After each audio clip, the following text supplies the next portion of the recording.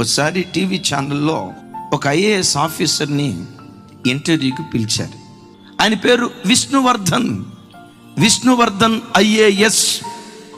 ప్రపంచ మీడియా అంతా చూస్తుండగా ఆజ్ తక్ టీవీ ఛానల్లో ఇంటర్వ్యూ చేశారు ఆయన.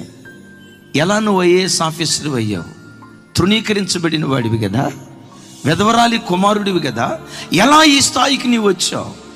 తల వంచి ఆయన చెప్తాడు, నా ఈ ఘనతకు ప్రధాన కారణం నా ప్రభు అయిన యేసు క్రీస్తు వారు.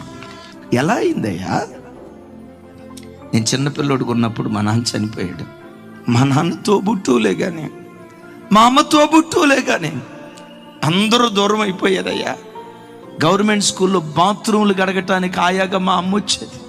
నా పరిస్థితిని బట్టి మా నాన్న గుర్తొచ్చి, మా నాన్నున్న దినాల్లో మా బ్రతికి ఎంత బాగుండేదో కదా, నాన్న లేకపోవటాన్ని బట్టి మా జీవితం ఇలా అయిపోయింది కదా అని బస్ స్టాండ్ దగ్గర నిలవబడి పిచ్చోడు ఏడ్చినట్లు ఏడ్చా. నేను ఏడవటం ఒక పెద్ద ఆయన చూశాడు. ఆ పెద్ద ఆయన కలిగింది ఎంతో కొంత సహాయం చేసి ఒక మాట అన్నాడట, బాబు నేను నీకు సహాయం చేస్తున్నాను, నా సహాయం ఒక వారం నిన్ను పోషిస్తుంది, ఒక నెల నిన్ను పోషిస్తుంది. దేవుడే నీ సహాయకుడైతే బ్రతుకు కాలమంతా గిన్నె నిండి పొంగి పొర్లేటట్లుగా దేవుడు కార్యం చేస్తాడు. ఎవరయ్యా దేవుడు?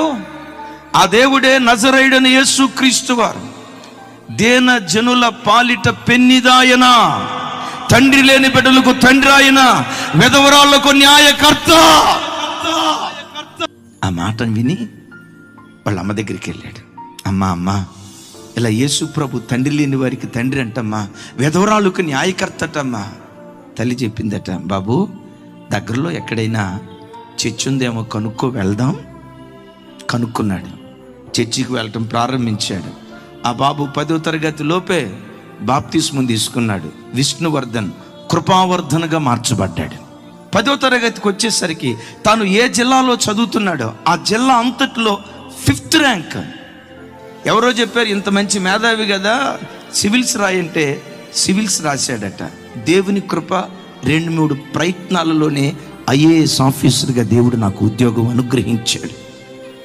అనాథవా, ఆలన పాలన లేని గోడల్లో మొలిచిన హిస్సోపు మొక్కవా, నీ మంచి చెడులు విచారించే నాథుడు ఒక్కడు కూడా లేకుండా జీవిత పోరాటంలో ఒంటరిగా మిగిలిపోయావా? నీ ఒంటరితనంలో నా యేసును జంటగా చేసుకో. పెంట కుప్పల మీద నుండి లేవనెత్తి నెక్కడైనా కూర్చోబెట్టడానికి దేవుడు శక్తి కలిగిన వాడు.